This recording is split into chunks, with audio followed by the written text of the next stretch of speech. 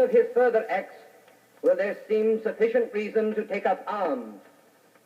Mr. Speaker, we all know that we shall have no more than a brief respite, perhaps briefer than the last, before Hitler will make further demands in the belief that we are already a defeated people, impotent and powerless to defend ourselves. Mr. Speaker, there is only one course that will save us: to form a new government in which all parties will cooperate to bring dignity and honor and courage to our country once again.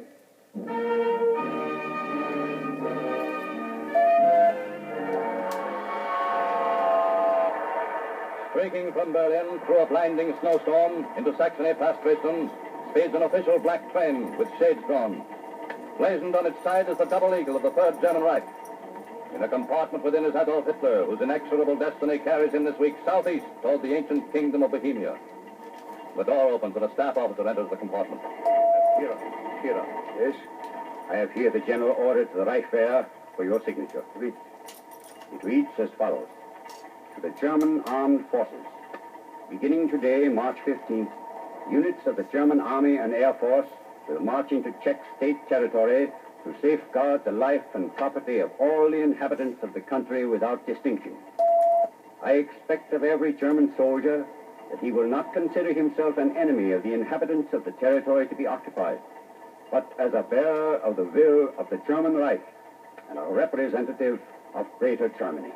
Give it to me. We are approaching the Bohemian frontier, Führer. You are late, have we not? Yes, Führer. The snow has been growing worse all afternoon.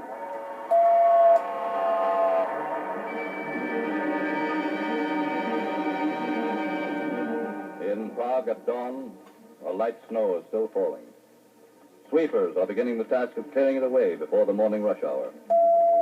Huddled at the trolley stops at Pulzenska Square, factory workers await cars for the suburbs. But no morning newspapers have been published, and the people of Prague have still heard no word of the army marching toward their borders. Then, out of a side street into Stepanska Avenue swings a Czech army truck, loudspeaker mounted in its body. People of Czechoslovakia, at 6 o'clock this morning, German soldiers will enter our native land. These soldiers will enter Prague. They will occupy our nation. Our army will not resist.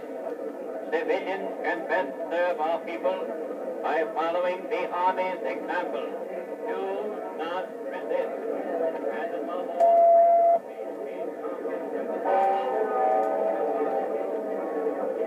As the sound truck rolls into Pulzenska Square, the bells of ancient St. Vitus Church toll out a loud knell, are joined by the bells of other churches in the city to awaken and prepare the people of Prague. In Prague's ghetto, the streets suddenly swarm with bewildered humanity, hushed voices carrying from one to another through the quiet, snow-filled morning air. An old man is tying a ribbon of the Czech colors in his lapel. A Jewish girl in the uniform of a Czech schoolgirl jostles through the street beside him. First we moved to Vienna, then to Prague. Even if we could escape, where is there to go now? In Prague's business district, shopkeepers close their doors to join the crowds gathering on the sidewalks. Outside the bourse, brokers read a sign. The market will not open today.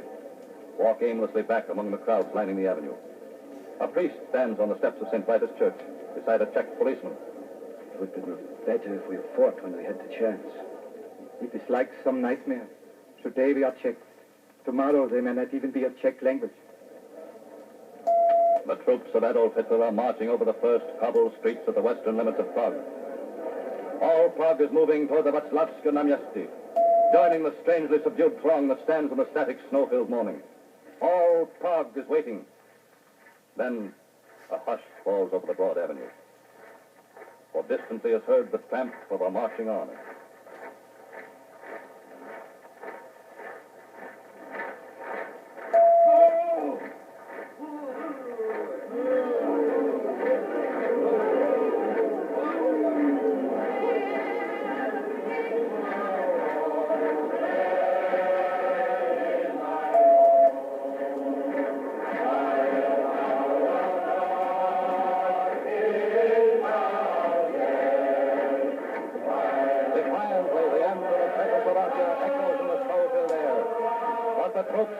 Hitler are already in the square.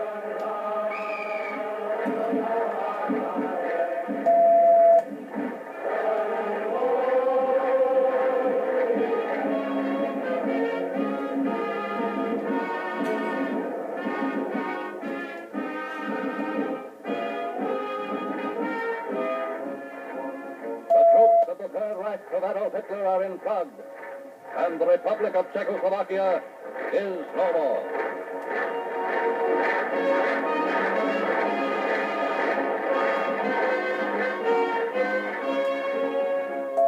This week, 21 years, 4 months, and 25 days after its founding, the Republic of Czechoslovakia has disappeared from the map of Europe. For this week, on the 4th anniversary of his repudiation of the Treaty of Versailles, Adolf Hitler has annexed outright for his empire 25,000 square miles of fertile, productive soil, $1 billion worth of armament, 1,400 first-line fighting planes, the huge munitions plant of Brno and Skoda, 350 million marks in gold, and a population of 10 millions henceforth to live under the shadow of Nazi secret police, Nazi decree rule, to the greater glory of an alien nation, leaving only the mountains of Ruthenia to be picked over by the armies of Hungary and her border states. And tonight, with the heads of 3 great democratic nations united in indignant protest, but with Adolf Hitler's conquests, spoils, and dominant position in Europe unchallenged by any power in the world, men of goodwill may well wonder to what end or what fulfillment will come that strange prophecy of empire set down 15 years ago by a political prisoner incarcerated in Germany's grim Landsberg fortress in a testament called Mein Kampf. When we talk of new lands for Germany, we think first of Russia and her border states.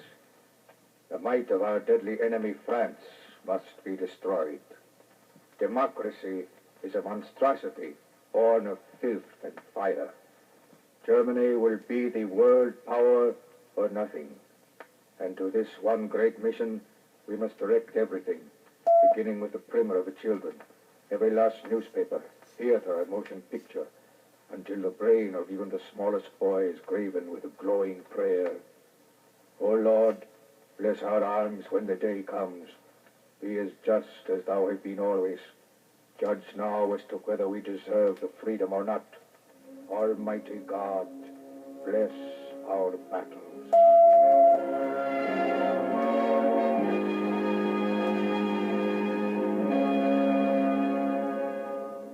Time marches on.